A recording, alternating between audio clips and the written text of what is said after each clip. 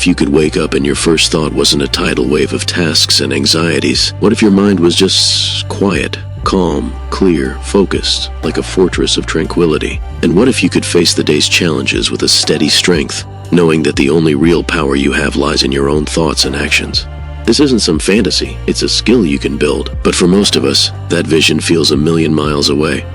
Our reality is a constant buzz of mental chatter, a digital world that screams for our attention, and an exhausting chase for more. More stuff, more validation, more little hits of happiness that just leave us feeling empty. We end up overwhelmed, constantly reacting to things just to drift in a sea of our own desires. What if there was a way to get your focus back? To find a peace that lasts, not by adding more to your life, but by cutting out what doesn't belong.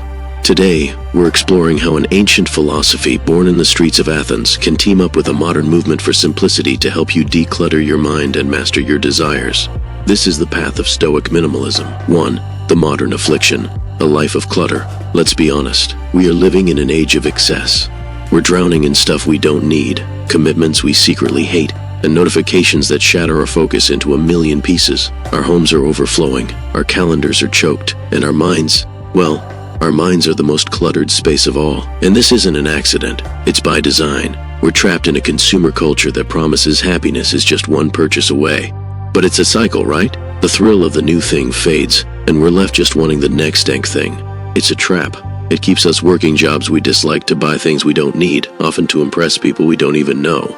The result? A low-grade hum of anxiety, a feeling of being constantly behind, and a deep sense of dissatisfaction. But the clutter isn't just physical, is it? It's mental. We worry about things that might never happen and regret things we can't change. We get obsessed with what other people think, scrolling through their curated lives on social media and feeling like our own doesn't measure up. Our inner world becomes a battlefield of knee-jerk emotions, where we're slaves to every little thing, a nasty comment, a traffic jam, a bit of bad news. This state of constant overwhelm is the engine of so much modern stress. Does any of that sound familiar? If it does, you're not alone, and more importantly, you're not powerless. The first step to freedom is seeing the cage. 2. The first pillar, minimalism and decluttering your space. So where do we start? We start in the physical world, with minimalism.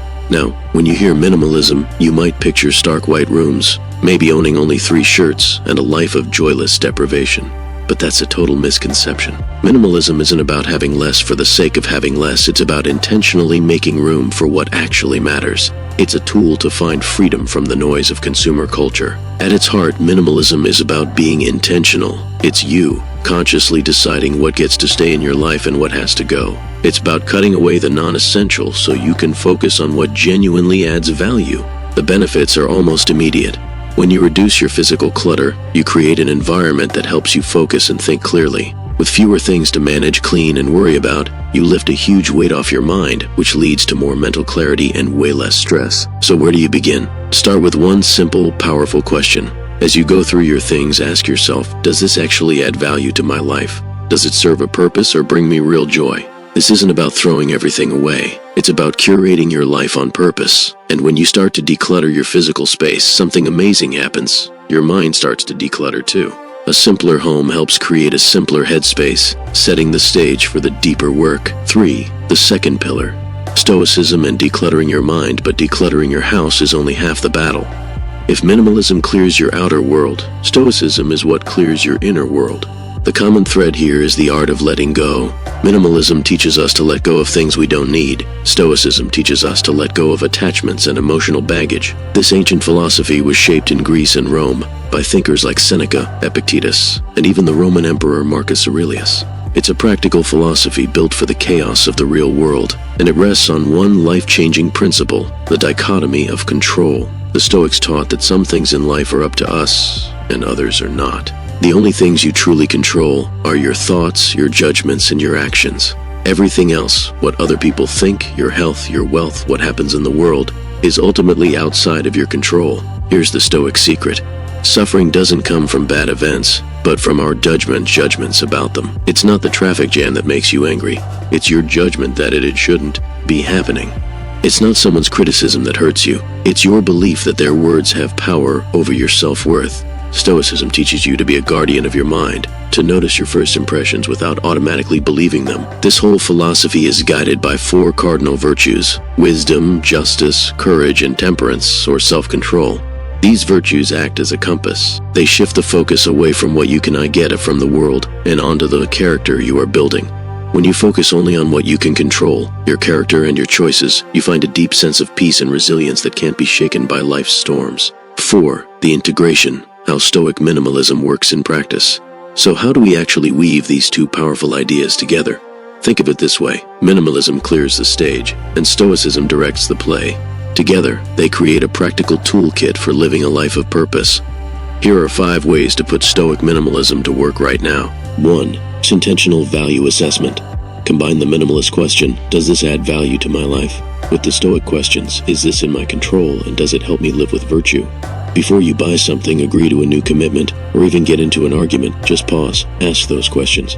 This tiny habit shifts your decisions from being reactive and desire-driven to being intentional and value-driven. 2. Practice the dichotomy of control. Every morning, take a minute. You can write it down or just think it through.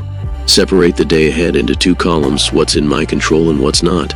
Decide to put all your energy into the first column, your actions, your attitude, your responses. For everything in the second column, practice acceptance. This simple exercise starves anxiety and empowers you to act where you actually have power. 3. Treat possessions as preferred indifference. The Stoics saw things like health, wealth, and possessions not as good or bad, but as indifference. Sure, they are preferred. It's natural to prefer having them, but your happiness and your character should never depend on them. Practice being grateful for what you have, but also mentally rehearse living without certain things to test your attachment. This eases the fear of loss and snaps the chains of consumerism. 4. Sower, embrace voluntary discomfort. We live in a society that's obsessed with comfort, but the Stoics knew that strength is forged in challenge. So, every now and then, choose to be a little uncomfortable. Take a cold shower. Fast for a bit. Go a day without a convenience you lean on. This isn't about punishing yourself. It's about building resilience, appreciating what you have, and becoming less afraid of hardship. You prove to yourself that you can handle it, which is a massive source of inner strength. 5. Warranted digital decluttering. In 2025, our digital lives are one of the biggest sources of mental clutter. Apply minimalism here. Unsubscribe from junk emails, delete apps you never use, and curate your social media feeds so they inspire you instead of draining you. Set firm boundaries with your screen time. This carves out the mental space you need for deep thought and for being present, both of which are central goals of Stoicism. If this idea of a more intentional life speaks to you, if you feel that pull to trade chaos for clarity, then I invite you to take one small step. Give this video a like to help it find others who might need this message, and subscribe to the channel for more practical guides on philosophy and living with purpose. But most importantly, let's make this real. Go to the comments and answer this question. What is one thing, either a physical object or a mental burden, that you can let go of today to begin your journey? Adopting Stoic minimalism isn't about becoming a robot or living in an empty room. It's not about harsh self-denial. It's about the liberating feeling of focusing on what truly matters and letting go of the rest. It's about understanding that real freedom isn't found in having more, but in wanting less. It's about building an inner fortress of peace and resilience that can stand strong, no matter what life throws at you. This is an ongoing journey. It's a daily practice of choosing purpose over distraction, character over vanity, and tranquility over turmoil. By combining the practical, cleansing power of minimalism with the deep wisdom of Stoicism, you can declutter not just your home, but your soul. You can master your desires instead of being mastered by them.